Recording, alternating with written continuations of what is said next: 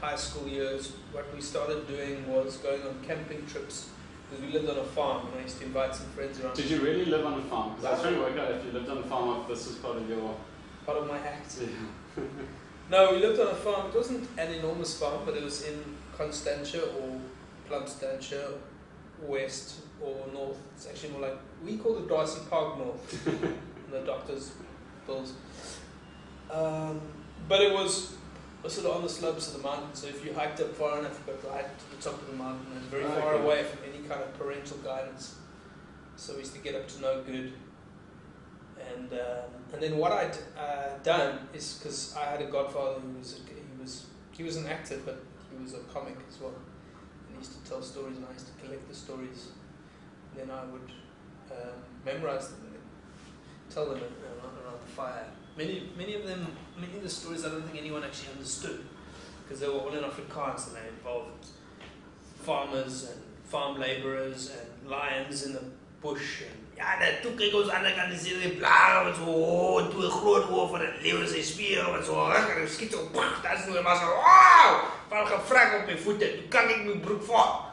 Nie dan, maar nou toe ek myself geskrik. And people thought it was... Some people thought it was funny, but they weren't sure why. I think those were my earliest stand-up performances. I can remember the first impression, and I only remember this the other day when I saw Zola Bud running the Comrades. Then when I was about 8 or 9, I had a big curly hairstyle, a big afro. And with the particular pair of square glasses, I bore a striking resemblance to Zola. I think I did the teeth as well, like the glasses and the teeth and the hair. Yeah. Well, I think there's a distinction between what goes into a one-man show and what goes into, a 20-minute radio piece. The one-man shows typically we'll spend, and I say we, I've been working with my director is a guy called Brent Palmer, and we probably 7 or 8 years, we've got a good partnership. And we typically spend a few months creating a new show,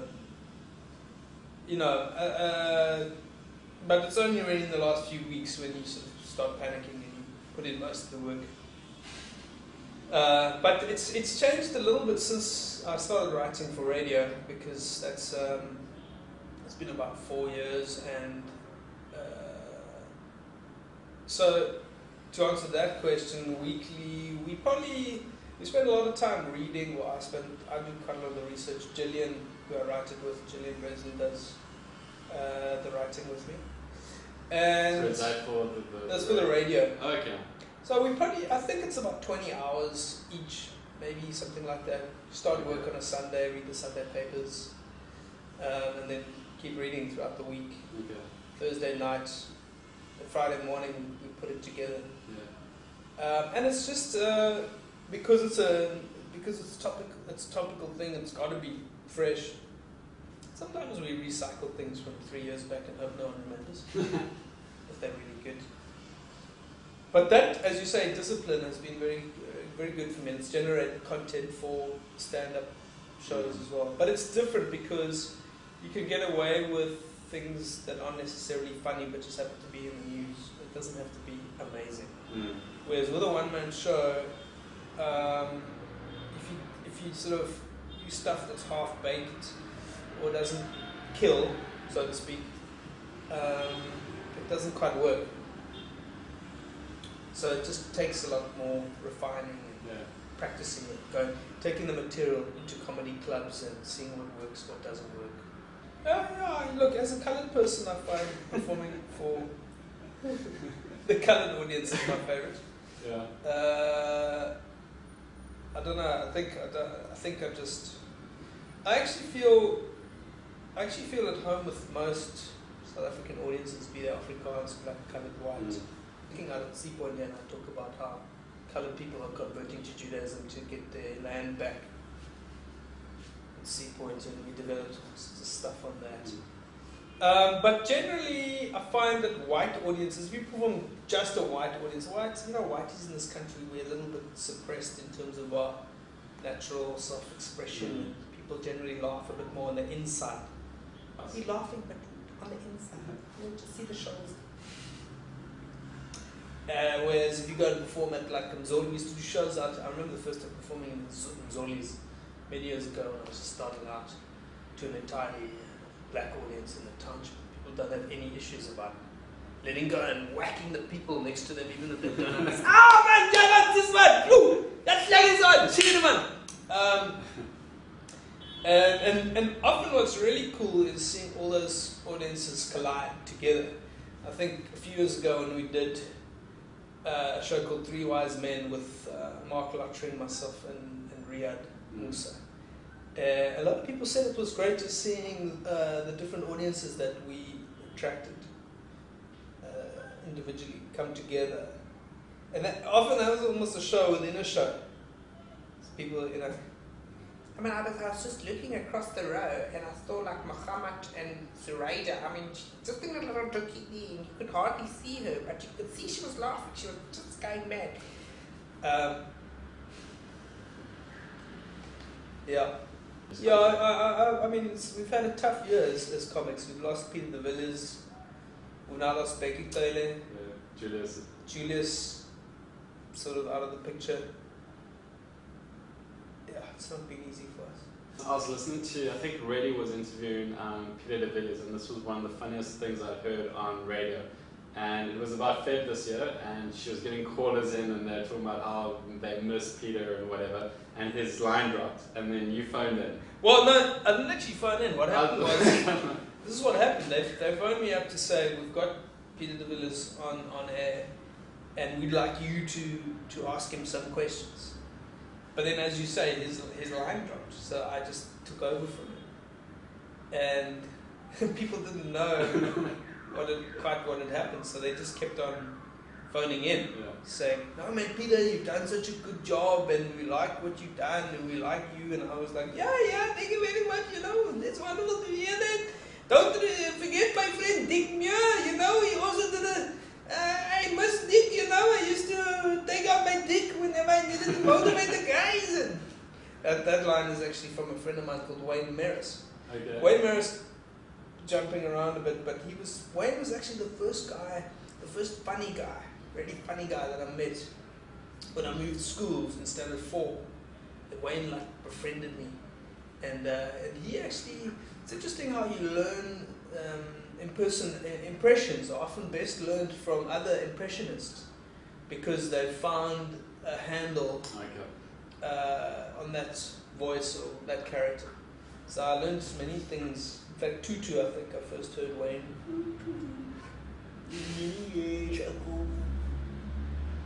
I think a lot of being a comic or satirist or whatever you want to call it is having an outside perspective on things, and I think being a Waldorf kid, it was part of that. Being a Jewish kid, being Jewish but not inside of it, because I went to Christian school and I didn't really have a concept about being Jewish until I was 12, and my parents freaked out and were like, "Go have a bar mitzvah, go learn Hebrew with the 6-year-olds." It was like Gulliver's Travels with Ritalin adult. In other words. So I guess in a sense I kept having that outsider kind of experience, which is what maybe you need for being a social commentator. I don't know. But anyway, coming back to the question, which was just how did the journey... Okay, so then I left school and didn't really know what I wanted to study, but everybody else was doing business science, and I thought, well, that's good because my dad was a potter and my mother was like, "Don't do that pottery thing, it's the artists and they struggle and you'll never have any..." So then I went to that, and then I started with accountancy, I think first year, finance, yes, finance. Then I ended up doing something else, and then it took me 5 years instead of 4, and I failed maths and stats because I went to Waldorf. That wasn't a big thing for us. Although we were good at some things, we could calculate the number of guardian angels in the ball, hair, and things like that. But anyway, so I finished this business science degree, and then decided I would look for a job with a consulting firm or something like that. But I ended up becoming a river guide firstly, and then I actually did some stand-up comedy on the river. That was that was my first, probably my Okay. first corporate gig. But my first job was working for a theatre company called Theatre for Africa, where they hired me as a sort of, Nick Ellenberg and the director hired me as a sort of PA, come driver, come part-time accountant, come tent putter upper, come long drop digger, did all of those things. And I worked with actors, and I spent time helping type scripts and getting into that whole world, which I really enjoyed. And I thought, by the end of that year, I thought I'd like to try this acting stuff. But I'd never done any acting. I think I was in the Nativity, definitely, because Waldorf had a Nativity every year, which I was in as the only Jewish kid. I don't think they let me play the baby Jesus, which is weird. But anyway. We did this amazing project actually with Theatre for Africa, where we worked around Africa, mostly in the bush, in 7 countries with developing actors, training actors. And I think I picked up a lot of stories then as well. And then the next year I decided to try my hand at acting.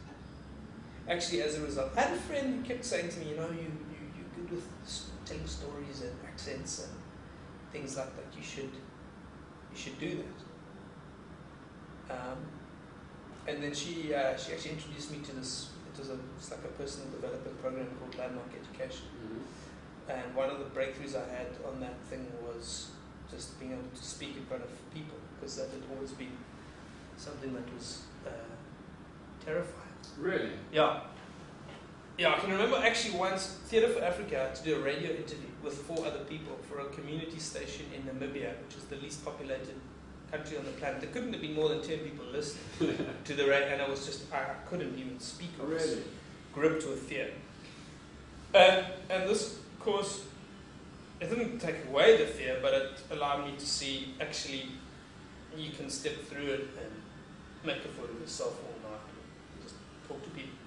Yeah, you're having there's a number of conversations going. Yeah. There's your conversation to the audience. There's the audience that everyone's talking to themselves about you. Yeah. Particularly in the beginning, when nobody knows you. Mm.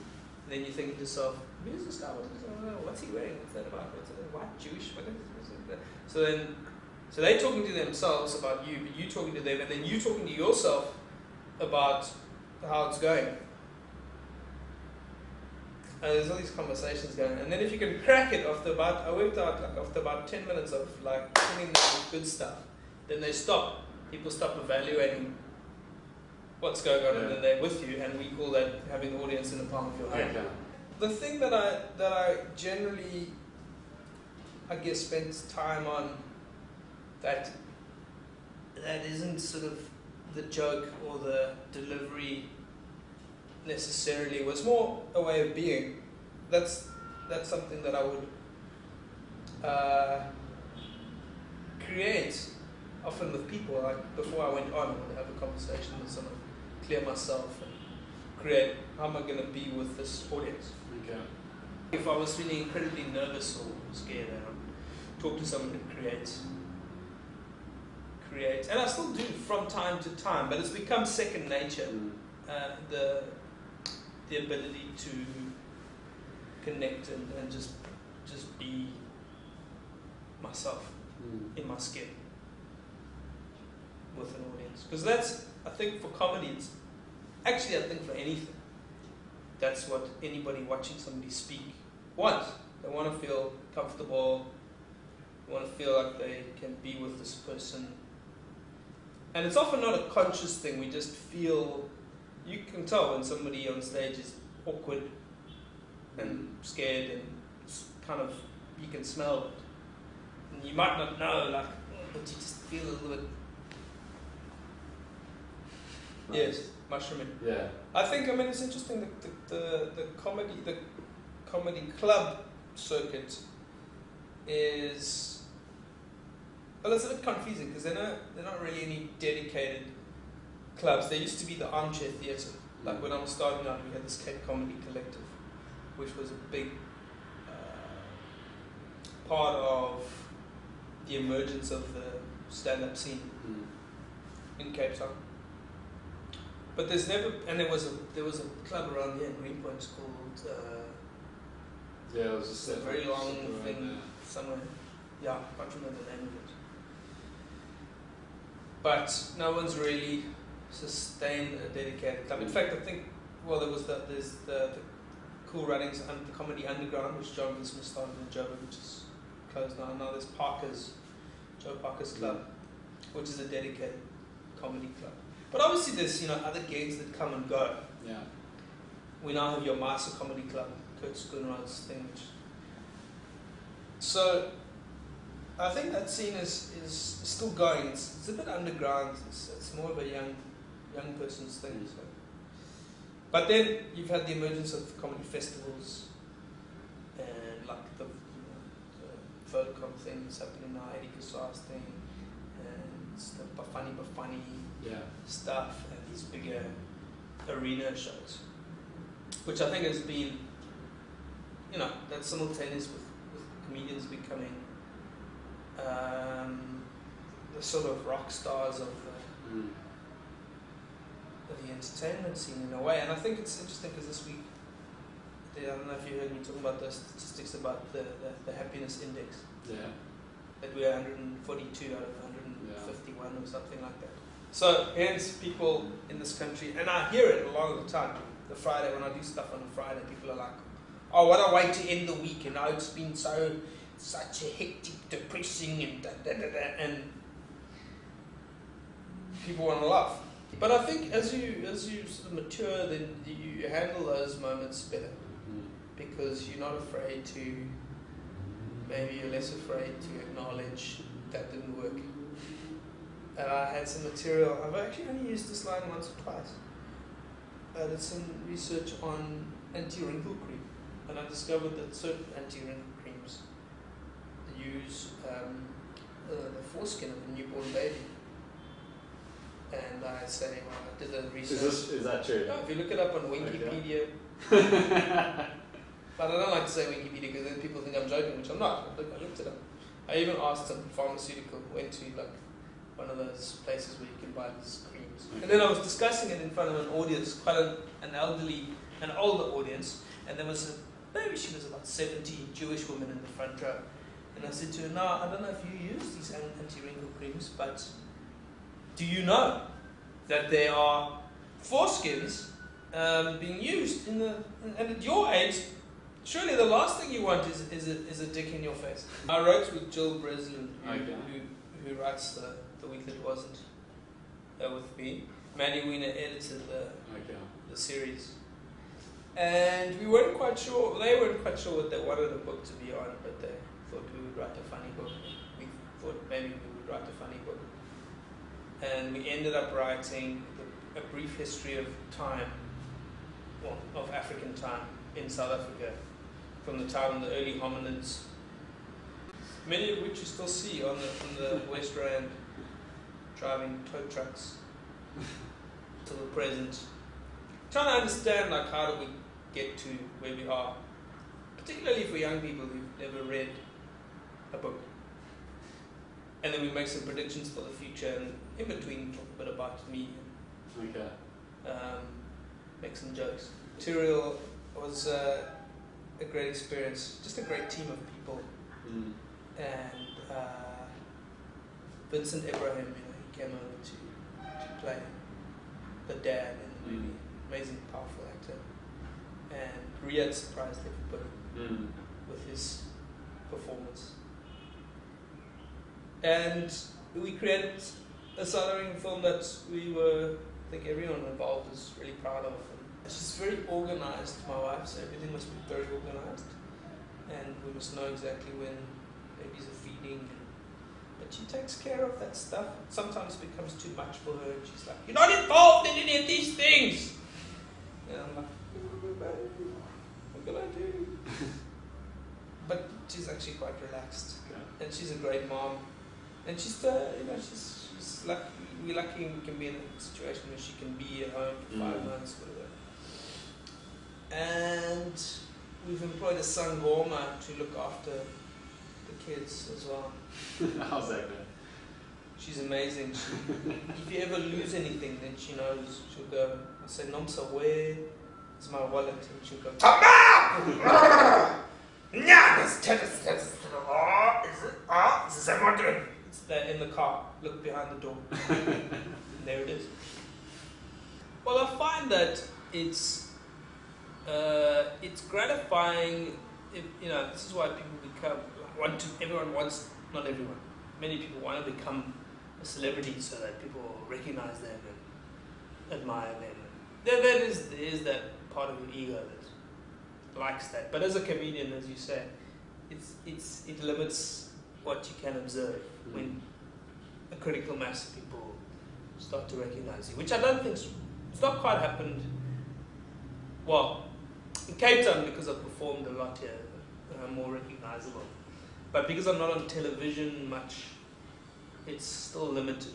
People kind of recognize me often. Like this morning, I was at Prime Media and was getting some food, and the guy was like, "Don't I know you? Haven't you've been in my restaurant? Have I seen you? Where have I seen you?" I'm like, "Yeah, I know I was there, but a long time ago."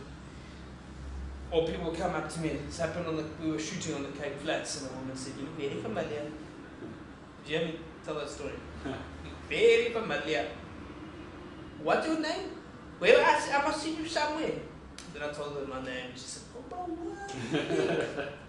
Sorry, Dennis. I didn't recommend you."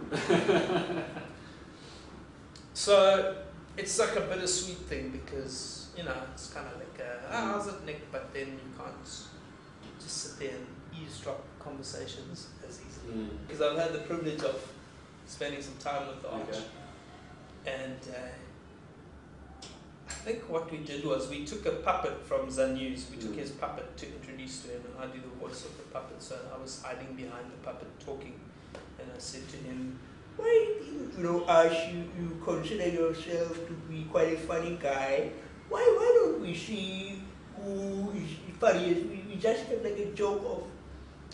And then he was like, "Okay, well, let me just tell you a story. I was in the States, and this lady came up to me so exuberant, and she said, 'Oh, how wonderful to see you, Archbishop Mandela.'" It's funny. I don't know, why did I tell you that? He's a cool guy. He's an amazing guy. Wow, he's an amazing guy. He's so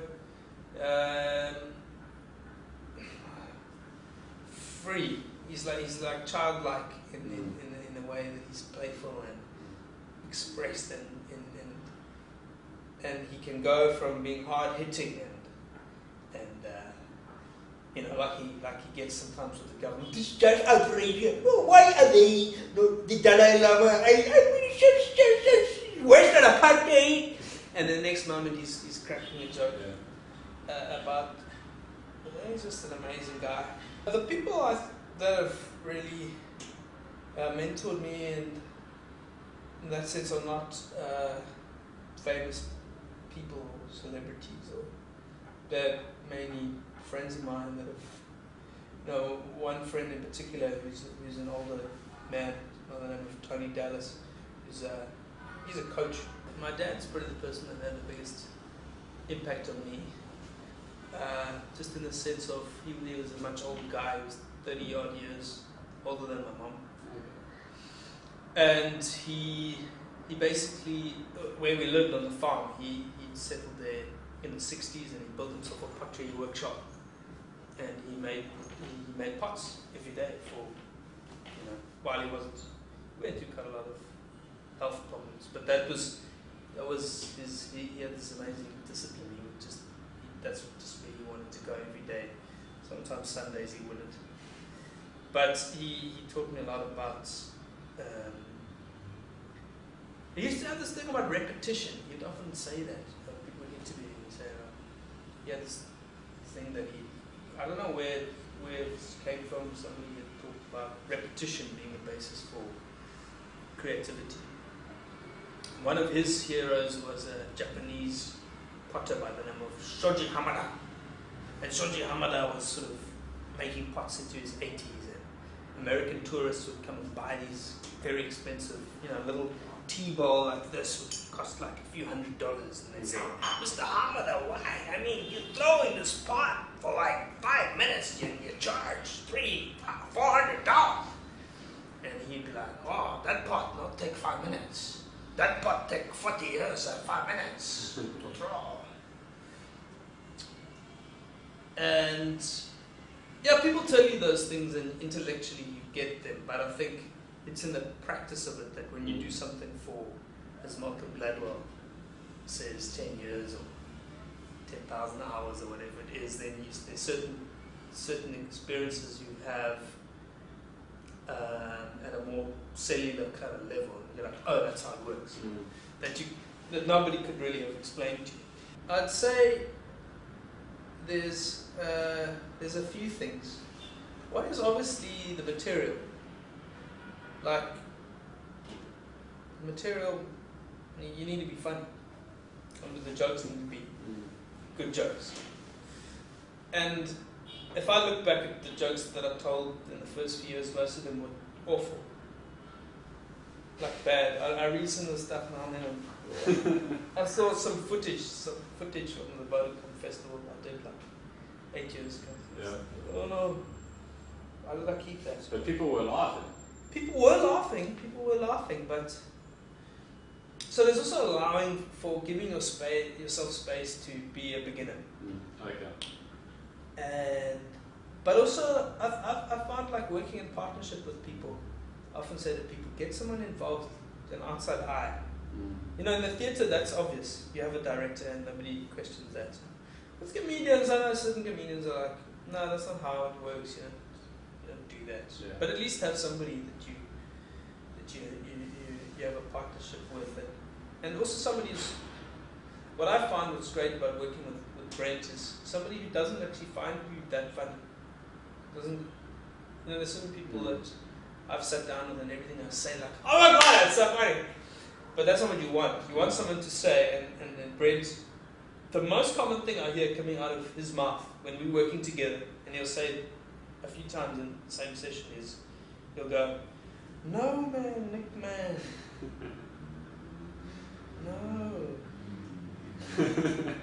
And that's what you need. Someone who's... It's almost opening yourself up to that criticism so that you're better. Yeah, because you just have people telling you how fabulous you are. That's such a thing. So that's the one thing, and the other thing is coming back to what we were talking about at the beginning, which is as somebody who's speaking to a group of people, and particularly as a comic, if you're not comfortable with yourself and in being yourself, the jokes will never really work. I could give my material to somebody can, and people do this, take Jerry Seinfeld's material, take someone and then, but it doesn't quite, you can take a fabulous joke and it still won't work because who you're being is off in some way.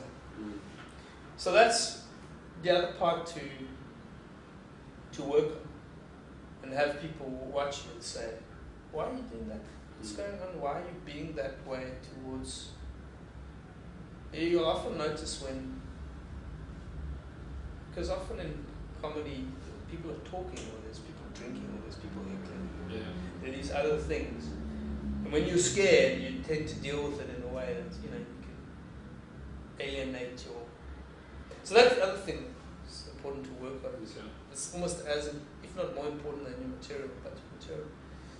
And then I remember listening to Jerry Seinfeld once talking about young comedians, and they have these, like in the States, these things are symposiums, and people come and there's agents talking and producers and management and strategies and how do you become a brand and blah blah blah blah. And he said, if I was to run that thing, I'd just send all those people out in the room, put the comedians in one room, drop in a huge banner from the thing that said just work. It seems that I almost from the beginning took the perspective of whatever I do. At the time, there's things you do and you in the moment think, oh, should never have done that. But if you're willing to sort of unpack it and learn from it, then it's almost like you forget that was a mistake and it was just something Somebody that I would love to have listened to is George Carlin, who's no longer around. He was a legend. But there's so many. I mean, it's like, who would you single out? I think what's cool in this country is that because we're a relatively new stand-up comedy is relatively new as a mainstream kind of discipline. Is that there is this like select group of guys who just did it when no one was doing it. The Peter Douglases and the Joe Parkers and the Barry Hiltons and the Noel Millers, the Custers and these guys that we as younger comics got to and gain a lot from. And they were doing it when times were difficult and they couldn't really make a living, and now we can. So, respect. I love that people are becoming more active. Like there's now active citizenry, and people are taking to social media, and more white people than ever are learning how to toy. Outside Parliament, the right to know. We have the right to know. We have the right to know. Harold, Jason, what is it we want to know? I don't know, but we ran out of hummus, and if we're going to have a picnic here, you better go to Woolies. And so it's exciting to see people getting involved. You know, a lot of people have been talking about this, how 1994 came, and people were like, oh, it's all cool now, everyone's taken care of it. And I don't have a problem with what's going on. I think in some ways, if you see it, you can see it, you know, what do they say? Optimist sees the glass half full, and the pessimist sees the glass half empty, and the engineer sees the glass as twice as big as it needs to be. But there's an opportunity for people to be involved in their country and in being leaders, and in a sense now is a call for that in whatever way you want to do it. On the one hand. On the other hand, I love our government. People complain a lot about our government and our president. I just think we'd be, as comedians, in real trouble if we lost Jacob Zuma. I'm all for another term, another few terms. Look what happened to US comics in America with Obama. They had nothing to say. Imagine living in Many Canada. of them are unemployed now. Imagine living in Canada, Australia. I went to Australia. They don't know what to talk about there. The biggest news stories were things like a duck was run over today on the A62 between Brisbane and Perth, and police aren't sure whether it was manslaughter or a duckicide.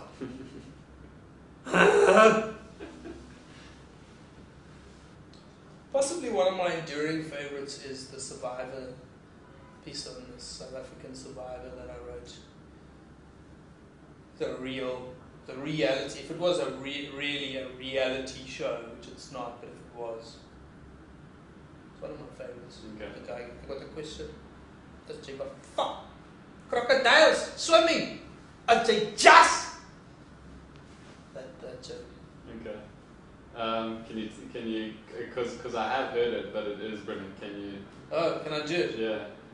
No. Come on. I say yes. I'm not doing that immunity challenge. I'm sitting right there on those bits. I don't suggest anybody else, but Kulubusa Zuma, I would interview him. Jacob Zuma's nephew. Yeah. You probably would have. Well, he's having a tough time at the moment because he is being sued for millions. And he's too fat to stand trial, actually. I would like to find out from him, if I was you, I would ask him, does he plan on sitting on the scales of justice to weigh them in his favour? Also, his car's just been repossessed. And they found a Happy Meal in the back and a bar of soap. I would like to know why was there a bar of soap. Is it true that he lathers himself up to get out the car? Like slip out the... Is it... These are questions South Africans have a right to know. Do people... We have the right to know.